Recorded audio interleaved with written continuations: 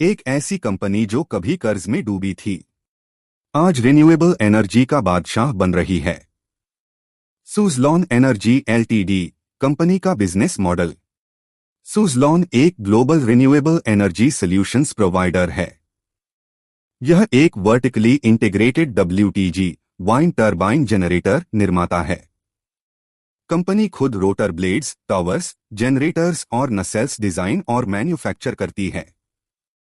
Business सिर्फ manufacturing तक सीमित नहीं है, बल्कि company project planning, execution, wind resource assessment, infrastructure development और ओएम ऑपरेशंस मेंटेनेंस सर्विसेज भी देती है। सुज़लॉन भारत और विदेशों दोनों जगह अपनी सर्विसेज प्रदान करती है। भारत की ऊर्जा ट्रांजिशन और इंडस्ट्री ग्रोथ। बड़ी रिन्यूएबल एनर्जी ग्रोथ 2047 तक भारत की कुल पावर कैपेसिटी 2100 GW पहुंचने की उम्मीद है, जिसमें से 400 GW वाइंड एनर्जी से आएगा। लक्ष्य 2030 तक 50% एनर्जी मिक्स रिन्यूएबल्स से और 2070 तक नेट जीरो एमिशन। मजबूत घरेलू डिमांड। भारत की $10 ट्रिलियन इकॉनमी 2032 तक की तरफ बढ़त। शहरीकरण, डेटा सेंटर और ईवी इलेक्ट्रिक व्हीकल सेक्टर से एनर्जी की डिमांड तेज। Accelerated growth. Installed wind capacity 51 GW+। Under construction 17 GW। FY 26 commissioning 6 GW। FY 27 के बाद 8 से 9 GW सालाना लक्ष्य। की ड्राइवर्स। रिन्यूएबल एनर्जी की कम लागत LCOE, domestic sourcing ALMM regulation, Suzlon जैसी लोकल कंपनियों को फायदा। गवर्नमेंट की ऑफशोर वाइंड और carbon market schemes.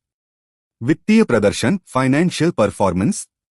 Sales growth पिछले 12 महीनों TTM में 67% और पिछले 5 सालों में 30% की ग्रोथ। प्रॉफिट ग्रोथ TTM में 127% और 5 सालों में 23% केगर। नेट प्रॉफिट मार्च 2025 में ₹2072 मिलियन। प्रॉफिट मार्च 2022 में ₹177 मिलियन का लॉस था। रो रिटर्न ऑन इक्विटी पिछले साल 41%, यानी शेयर होल्डर की इक्विटी पर मजबूत रिटर्न। सुज़लॉन का परफॉर्मेंस और आउटलुक। Order book. सुज़लॉन की ऑर्डर बुक लगातार 10 क्वार्टर्स से बढ़ रही है। अगस्त 2025 तक domestic order book 5.7 GW record high. Order mix 54% captive CI retail, 25% central state auctions, 21% PSUs। WTG model mix. Suzlon का S144 मॉडल सबसे लोकप्रिय। 92% ऑर्डर इसी मॉडल से। OMS operations maintenance services. Suzlon का OMS बिजनेस बहुत strong.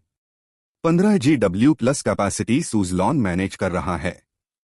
Machine availability 95%+। EBITDA margin guidance 40% से forging foundry business. Consistent growth. अब non wind और एक्सपोर्ट मार्केट में भी एंट्री। डोमेस्टिक सोर्सिंग पॉलिसी से फायदा। बेरिंग रिंग्स और कास्टिंग्स में बड़ा अवसर।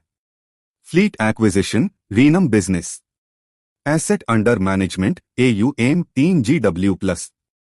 Guidance outlook FY 26।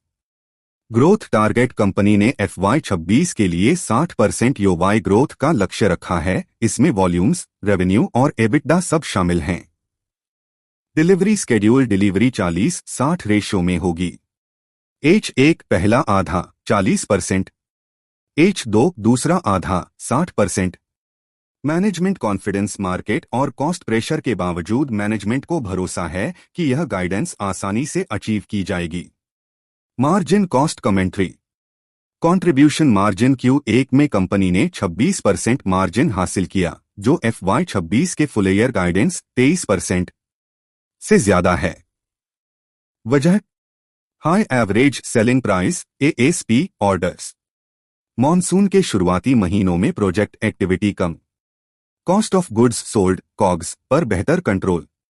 OM margins लगभग 40% पर स्थिर, सिर्फ कुछ छोटे वन ऑफ आइटम्स की वजह से हल्की fluctuation. Net finance cost Q1 में ₹70 crore, full year guidance 200 crore. Tax rate FY 26 में लगभग 25% पर स्थिर रहने की उम्मीद। Q1 में टैक्स रेट ज्यादा दिखा क्योंकि DTA deferred tax asset right of हुआ था, लेकिन इसका कैश आउटफ्लो पर कोई असर नहीं पड़ा। मजबूत पक्ष प्रोस। कंपनी लगभग डेट फ्री है। पिछले 5 सालों में प्रॉफिट केगर 22.9%। आने वाले क्वार्टर्स में बेहतर परफॉर्मेंस की उम्मीद। कमजोर पक्ष कॉन्स। वैल्यूएशन महंगा है, स्टॉक बुक वैल्यू का 13 गुना ट्रेड कर रहा है। कंपनी डिविडेंड नहीं देती। प्रोमोटर होल्डिंग कम 11.7% और पिछले क्वार्टर में और घटी -1.51%। डेब्टर डेज बढ़कर 130 दिन हो गए, कैश फ्लो पर दबा। टैक्स रेट कम दिख रहा है, जो चिंता का विषय हो सकता है। शेयर होल्डिंग पैटर्न जून 2025। प्रोमोटर्स 11.75%, पहले 13.25%। FIIs 23%, लगभग स्थिर। DIIs 8.73%, 10.17% बढ़ा हुआ निवेश। पब्लिक 55.07%, सबसे बड़ा हिस्सा।